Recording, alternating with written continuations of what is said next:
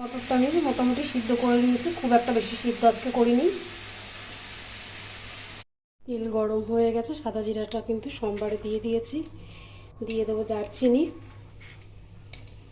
দিয়ে দেবো দুটো এলাচ, লবঙ্গ আর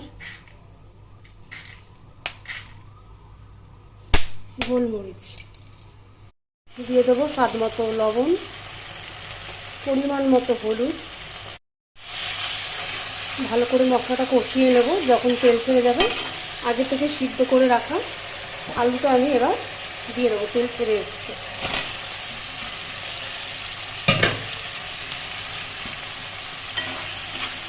ভালো করে মশলার সাথে মিশিয়ে নেব।